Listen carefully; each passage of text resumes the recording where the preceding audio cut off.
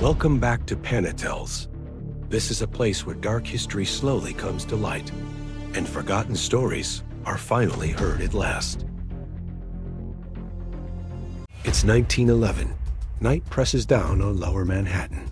A cold March wind slips through the narrow streets, restless, carrying soot, carrying whispers. Winter hasn't finished its work. Neither has the factory. Washington Place rises from the darkness, 10 stories of brick and glass, silent from the street. But inside, lights burn hard and white, long after the sun has gone. On the 8th, 9th, and 10th floors, young women bend over their machines. Needles chatter like insects trapped in metal. Belts spin. Fabric gathers at their feet. Cotton, linen, lace, all dry as kindling. Most of them are girls. 14, 15, immigrants, with tired hands and borrowed hope. Italian, Jewish, Russian. Their names were shortened, their accents flattened, their futures postponed. The clock inches toward 5 o'clock. Then, smoke. At first, it's uncertain. Just a smell. Burning cloth has a strange sweetness. It's easy to question, easy to ignore when every second means money.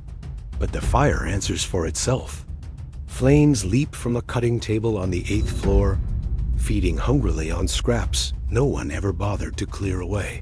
In seconds, the room becomes a furnace. The heat outruns fear. It outruns thought. Someone screams. Someone reaches for a fire hose that has never worked right. Someone else runs for a door. It's locked. There are reasons, they say, to prevent theft, to maintain order, to have control.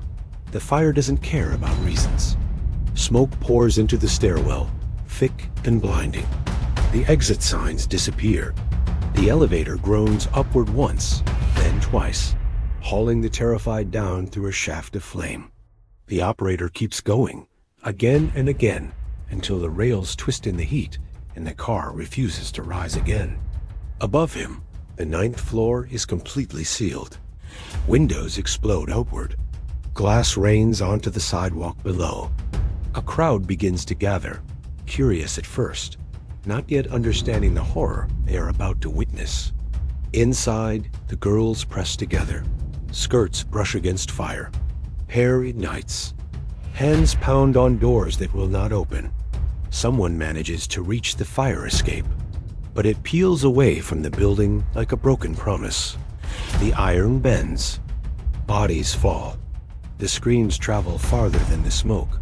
Firefighters arrive fast, but not fast enough.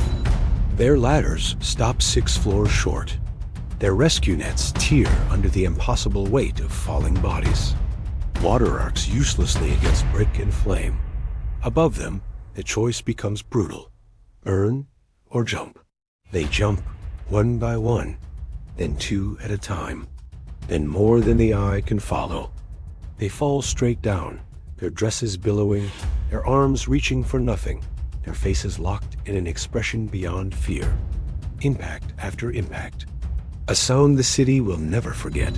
Some hold hands, some clutch prayers. Some never scream at all. 18 minutes. That's all it takes. When the fire finally collapses into itself, 146 people are dead. Mostly women, mostly young, mostly invisible until the moment they were gone. The street is lined with bodies, hastily covered with coats. Hoses hiss in the sudden, eerie quiet. Shoes lie scattered, empty, like punctuation marks at the end of a sentence no one ever wanted to read. Investigators will come. They will ask how it started. A cigarette, a match, a spark from the machine. No one will ever say for certain. They will ask about the locked doors, about the fire escape that failed, about the fire drills that never happened. The answers will be careful. Responsibility will be thinly spread.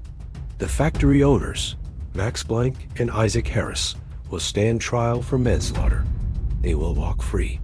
The law, it seems, cannot see smoke. But the city has seen enough. The funerals stretch for days. Rain-soaked streets fill with thousands of people in black coats and bowed heads. They march in silence, their footsteps louder than any speech. Rules will be written after this.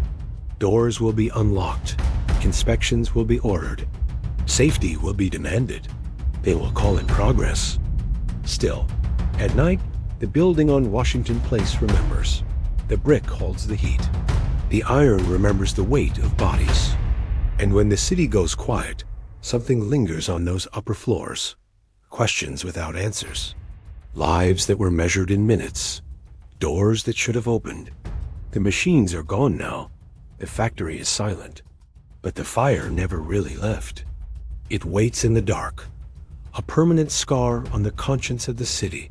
A story that must never be forgotten. Thank you for watching. If you found this story important, please like and subscribe for more.